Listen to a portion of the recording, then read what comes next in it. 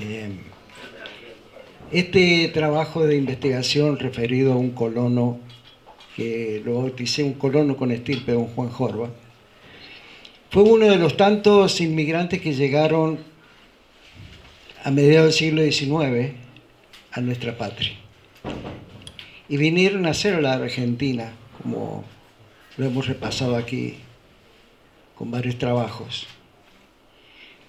Jorba era una familia que se sintió estimulada por ese proyecto tentador de una nación que iba a nacer, porque la Argentina estaba naciendo recién.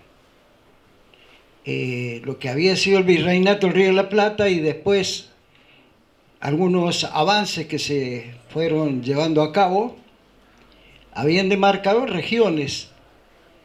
En el caso nuestro, San Luis pertenecía a la provincia de Cuyo, cuyo gobernador después fue el general José de San Martín.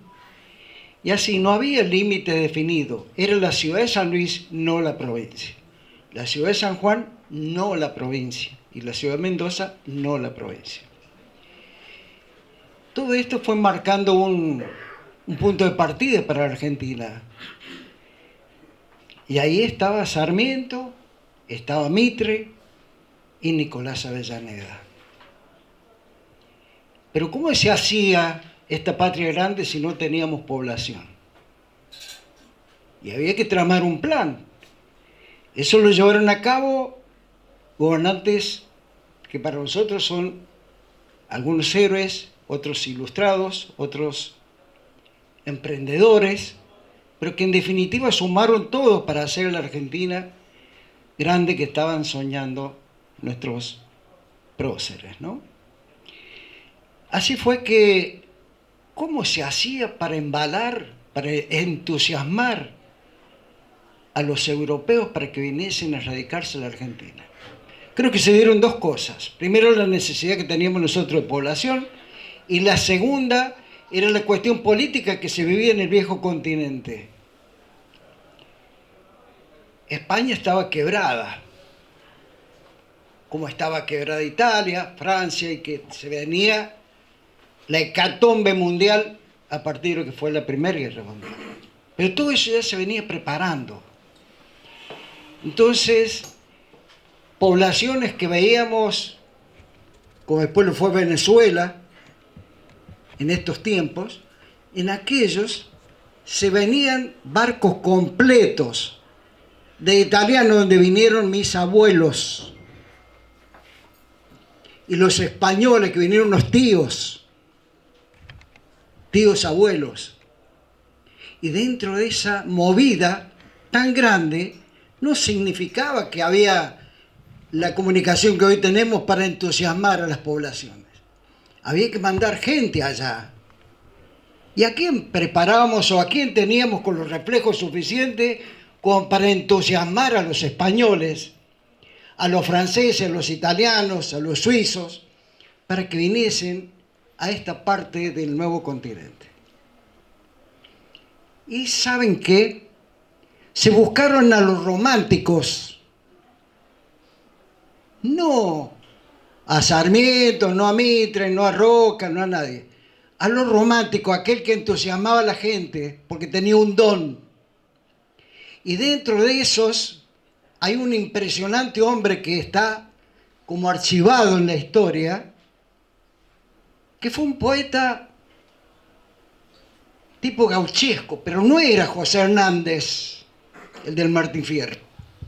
Era el otro romántico que también andaba haciendo las demostraciones de su poder estilo Argentino Luna o algo por el estilo.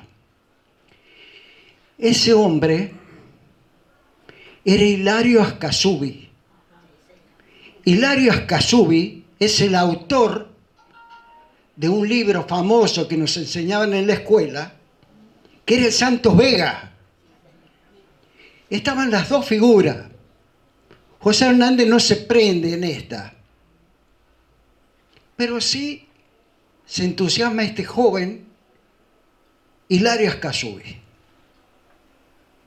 Hilario Escazú es una calle que pasa frente a la legislatura en San Luis y nunca a nadie se le dio por preguntar quién era Hilario Ascasubi.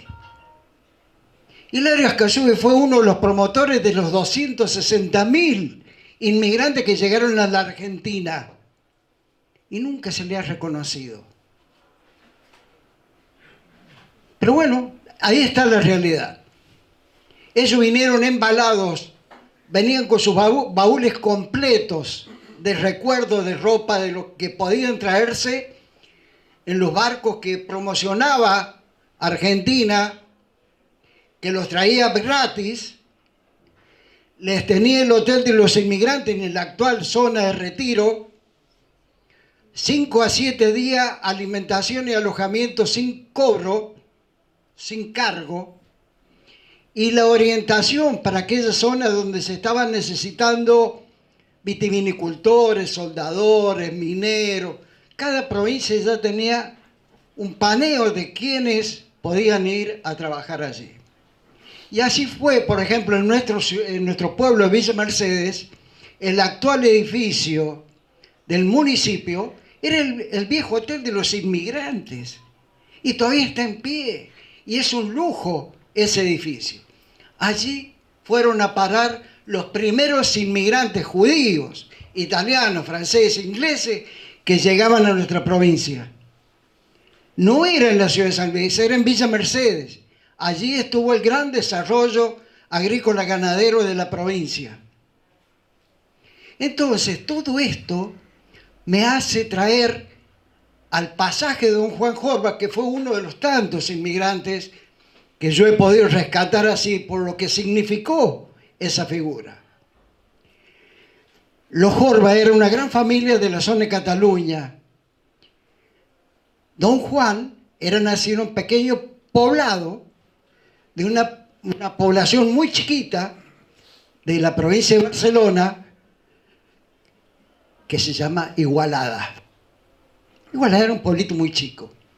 Pero en ese pueblito se le facilitó a él la salida de España porque estaba muy restringido todo.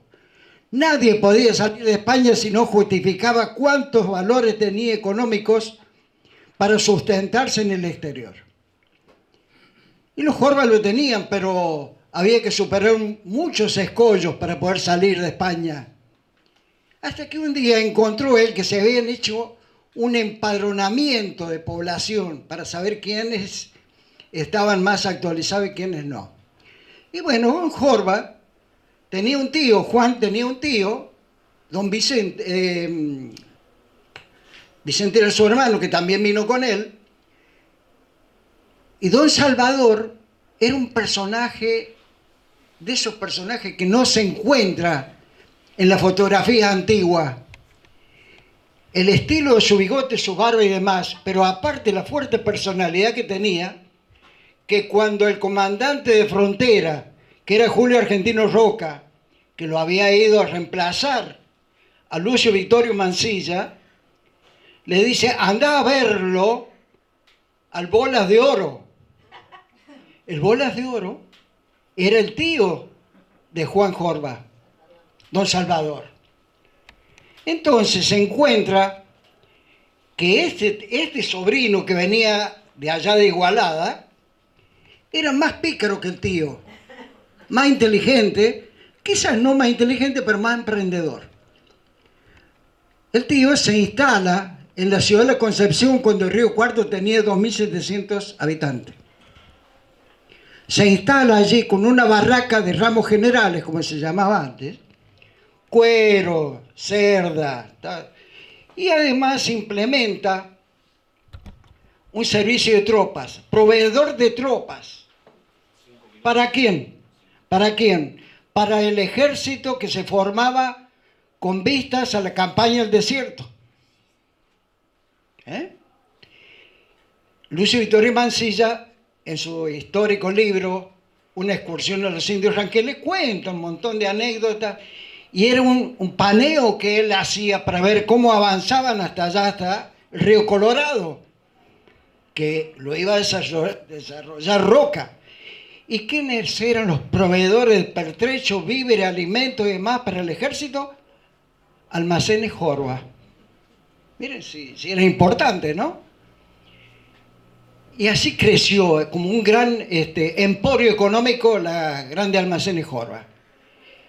Pero no me voy a detener demasiado porque se me van a ir los tiempos y no quiero que me vuelva a poner el cartelito el amigo. Pero quiero destacar que en la figura de Jorba se destaca no solo que él vino a hacer el comercio con su tío, sino que además emprende, porque también era muy inteligente y captador de ideas. Andaba don Julio Argentino Roca, que había creado el Partido Autonomista Nacional, era el presidente y quería llegar allá arriba.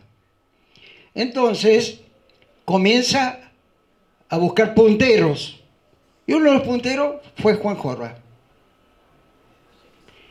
Pero además lo encuentra a otro puntero que lo había traído desde La Plata, la ciudad de La Plata, que era el director del Museo Nacional, lo trae a explotar unas minas de cobre en Andalgalá, en Catamarca.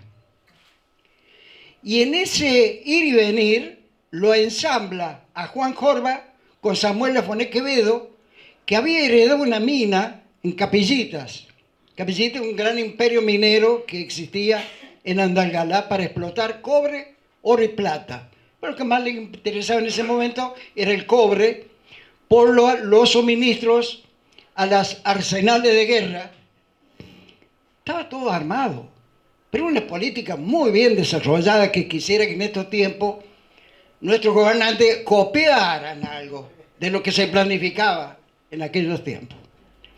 Entonces, se instalan, no podían competir con el gran imperio que estaba en Famatina. En Famatina estaban a 4.200 metros los grandes yacimientos y bajaban por un cable carril a la mexicana que se llamaba, y no podían competir con eso. ¿Y saben cómo llegó Jorba a armar el traslado de los minerales a los centros de reducción para transformarlo en lingotes y laminados? 400 mulas compró. 400 mulas de carga. Hizo fabricar los bolsones de cuero para llevarlo al costado de la mula para traer el mineral hasta el punto de reducción. Esto significó que los animales había que proveerle de alimento porque no iban a aguantar ni un año. Y no aguantaron un año. Entonces se encuentra Jorba con la debacle económica por todo lo que había producido y ya lo perdí ahí. Porque se impone en reducir el cobre para transportarlo a los centros de reducción y producción de lingotes para mandarlo a fabricaciones militares de los arsenales y a su vez exportar el remanente a Inglaterra. Pero él se daba cuenta que el precio internacional de los metales, fundamentalmente del cobre, había perdido valor. Y empieza a no querer más Inglaterra. No, ya tenemos bastante. Y fulano no quería más y no querían más. Bueno, ¿y qué hacemos? Le dice a su socio. Bueno, vamos a visitar Mendoza San Juan. Y bueno, ¿y qué vamos a traer? Y traigamos lo que produce Mendoza San Juan, el vino. ¿Pero cómo hacemos? Bueno, se armó el gran viñedo Jorba. Producen 300.000 litros de vino. La primera marca registrada de vino que tiene Catamarca se llama Vinos Jorba. Eso es la astucia, la inteligencia y la capacidad de soñar y llevar al plano de realidad los sueños. Pero fíjense lo que pasa, y ya ahí voy terminando. Ellos tuvieron un padrino, pero los padrinos no vienen porque sí a ver el ahijado. El padrino dice, bueno, con este me voy a sacar un buen ahijado. El ministro de Obras Públicas de ese tiempo era el doctor Emilio Civit, un hombre de Mendoza, que había ido observando lo que Roca le decía, hacémele seguimiento a estos tipos. Entonces fueron viendo cómo evolucionaba la minería y cómo vino a pique. Che, ¿y ahora quieren hacer esto? No, no te preocupes. Armaron una gran bodega en Andalgalá y producen vino, pero tenemos un problema. No podemos competir con vinos Panquegua, que era de un francés que estaba instalado en Mendoza, porque Francia importaba botellas de litro y acá no se fabricaban botellas de litro, acá eran damajuanes de 10 litros. ¿Y cómo hacemos? Bueno, vamos a buscar a ver qué tipo nos puede fabricar las botellas que necesitamos acá o no podemos importarlas. ¿Y saben a dónde fueron? A un pueblo que se llama Jarilla, en la provincia de San Luis, donde está el Museo del Vidrio. Y ahí se fabricaban botellas de vino. Está todavía la tremenda chimenea como un testigo mudo de lo que fueron en aquellos tiempos las industrias en nuestro terruño del interior de la provincia y del país. Pero prevalecieron los intereses de los grandes capitales y se lo llevaron a Mendoza una parte y a San Juan la otra, porque les costaba mucho el traslado de la materia prima y demás. La mejor sílice, la mejor arena para fabricación de cristal está en Jarilla, en toda la Argentina, en Jarilla, San Luis. Pero fui a conocer el lugar y me encontré con que a 500 metros de ahí, del monumento al vidrio, hay un monolito. Me llamaba la atención de ese monolito. Y lo fui a conocer y empecé a investigar. Ese monolito está como testimonio de la guerra entre unitarios y federales, que fue siniestra. Más allá de uno o de otro, de ambos lados. Nos matamos entre nosotros. Los federales nos mataron a Pringles, nos mataron a General Pedernera, nos mataron a Lavalle y lo mataron a General Hacha. Ahí en Jarilla. Había perdido la batalla de Angaco. Lo trae prisionero a Berastain hasta San Luis. Y porque en San Luis era el centro donde se aprisionaban a los federales como una cárcel clave para el centro del país, y lo traían al general Hacha hasta ahí, hasta San Luis. Pero el general Arastay, era el gobernante de San Juan, que le había ganado la batalla, dice, ¿qué vamos a ir hasta San Luis? Hagamos acá alguna comidita y lo liquidamos acá. Lo fusilaron ahí, en ese lugar donde está el monolito. Lo decapitaron. Lo clavaron a lanza y se lo mandaban a Rosas. Así fue nuestra historia. Muchísimas gracias.